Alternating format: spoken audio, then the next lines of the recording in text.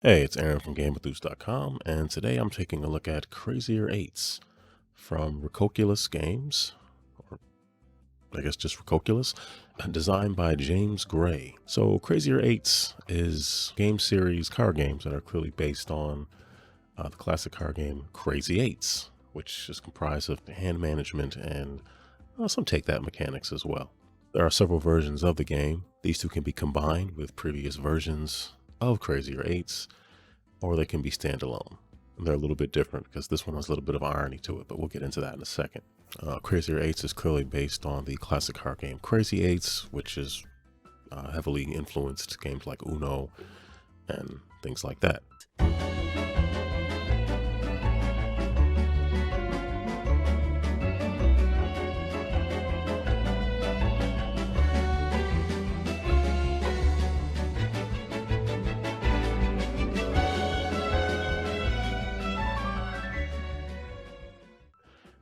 Crazier 8 2001 Nights is a larger game, playing 2 to 4 players. Crazier 8 Shahrzad plays 2 to 3.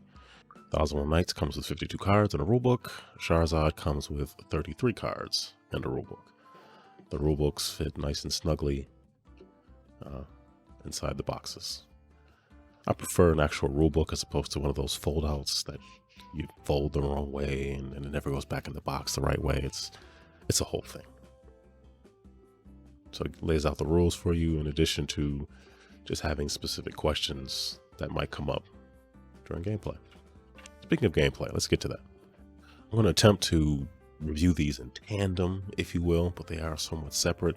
The difference with Crazier 8 Shahrzad is, for one, the namesake of the game is Queen Shahrzad, and she's a pretty powerful card if used properly, so you'll understand why. Real importance is there's actually no 8s in Crazier 8 Shahrzad, which might seem odd. It offers cards that have completely separate actions that you can pick which one you want to take. It also has cards that have different shapes and colors, but there are actually no 8s in the game. This one's sort of a wild. It can be any color you want it to be. Outside of that, these two have the same gameplay pretty much. Well, in Crazy 8s are wild. The object is to get rid of all the cards in your hand. So Crazier 8s takes that and puts a spin on it. So I'm going to simulate just a couple of turns of a 2-player game. Each player will get 7 cards. The deck is put in the center. And there's a card to start, just so you start off with a number, symbol, or color. You randomly select who goes first. So on your turn, you'll begin by doing any before actions if any asset cards in front of you had before actions. I'll get into asset cards in just a moment. I don't have any. It's the first turn. I will draw a card. So in the game, you have to play an asset card, meaning it sits in front of you and it has a specific action. So this card says 40 Thieves. At the end of your turn, you may destroy any one red or green asset that's in play on the table. So I could play that card now here, and at the end of every turn, if this card is here and applicable, I could take that action and I could destroy my opponent's any one red or green card my opponent has. And I have a couple of 8s in here. Hey, look at that. I'm not sure if I want to use those just yet, but I'm not sure what choice I have, as I don't have anything with anything green or a 9 or an Ankh on it. The 9 and the Ankh are always going to go together. I do appreciate that this game is accommodating people who are colorblind, because if you can't see the color, hopefully you can see the number or the symbol, so the game can still be played. I guess I'll have to play one of these 8s, which is wild. Which means I don't actually take the action on it, because the actual action, if you played it as an event card is something that just happens once. You play it, and then it goes to the bottom of the discard pile. So this one, if I would play it as an event instead of playing this asset, choose up to 3 players, skip each chosen player's next turn. I'm just using this as a wild, and I get to pick the next color, and I'll probably just say the color is now red. because I have a lot of red. Makes sense. So the second player going for the first time has no asset cards in front of them, so there's no before actions they need to do. Oh, also as a reminder, this is an end turn action. Nothing happened because there was nothing for me to do with this, so it just stays out here. And I'm just showing my deck because it's an example, but the asset would just stay out.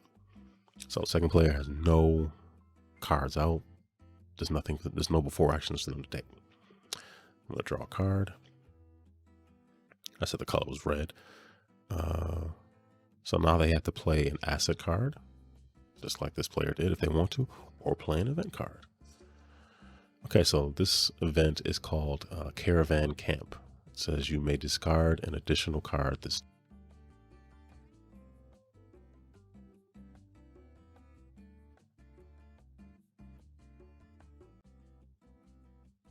If I can pick it up, it'd be great.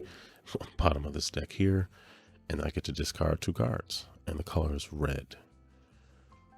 This is a really nice card, but so I'm just gonna get rid of 2 cards, and that will be that second player's turn. You know, now I have 5 cards, and that's good. So first player's turn, draw a card. Some cards have requirements, like this one here. You may discard an additional card during your turn as long as you control Ali Shar. That's kind of nice if you control Ali Shar. If you don't, yeah. And this also has a beginning effect. At the beginning of your turn, you may put any one red asset from your hand into play on the table. That's kind of nice. I'll play this 8 as an asset. And let me tell you what it says. City of Brass. You may discard an additional card during your turn. If an asset or event causes you to draw 1 or more cards, causes you to draw 1 fewer card. Sometimes some of the wording is a little interesting. I mean, that makes sense, but sometimes there's some cards I read them and I go, I don't know why it was explained that way. Not a big deal. This asset is out. I can discard an additional card during my turn. And the color is still red, so I'm going to discard these 2 cards. And that will be my turn. Now I have 2 assets and the other player has none, but the end of the world, so they're going to draw a card. They have no before actions because they have no assets out. Color is still red here, which isn't really helpful, is it? Uh-oh. Okay, well, this is an event. Exploration. Reveal the top 3 cards of the draw pile. You may put any one revealed asset card into play on the table. Put the rest of the cards on the bottom of the discard pile in any order. All right, so I'm going to play this event. So I'm going to reveal 3 cards. I can put any one of them into play. Oh, I wish I could just do this one, but well, anyway. We have Jafar, Aladdin, and Princess Parazade. Okay, used Aladdin as an asset.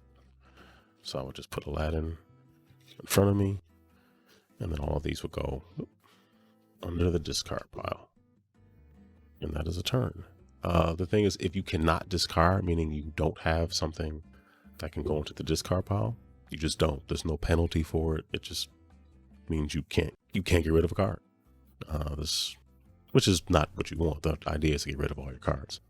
And that is how Crazier 8 plays. You can, like I said earlier, you can just play 1001 Nights by itself. You can play Shahrzad by itself. You can also combine the decks.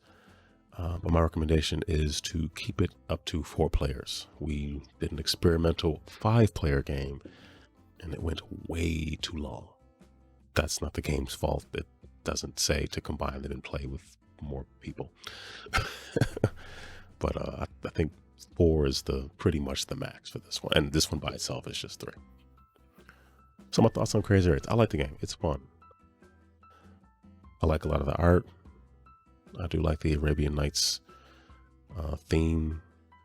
And you can come up with some pretty interesting combos of cards. Like there's some cards that have requirements that you have to have this card to do this. But if you have it, it can get pretty nutty. Like if you have a bunch of assets that give you, 2 before actions to destroy someone else's assets or get rid of extra cards every turn, you can really combo that up and do very well. So the game is fun. I think the only drawback I really had was sometimes even with 4, it could still go a little bit long, but that just, it's the cards. It's what you've been dealt. That didn't happen frequently. It was the 5-player game that did Ascent, which was not something that the rule book or the designer intended. So that was on us. Like I said earlier, I appreciate the fact that the designer made concessions for people who may be colorblind. That's always a good thing, to be inclusive. And I do wish that the game came with more player guides. Not the end of the world. There's one in the manual, but it'd be nice to have, I guess, 4 in the box or 3 for Shahrzad. That would be kind of nice. In case someone's wondering how you can differentiate between the two different decks, Shahrzad has this logo at the bottom, and then 1001 Nights has this logo, so you can tell what the difference is between the two because the backs are identical. But Shahrzad isn't going to have any 8s. That's also another clue. The game is fun. We enjoyed it. We're going to play it again. The video, give it a thumbs up. Subscribe if you haven't already. Check out more videos that are probably on the screen now. Click on them. You can leave comments. You can share them. I encourage all of those things. So in these crazy times, be safe out there. Be considerate of others. Take care and be blessed.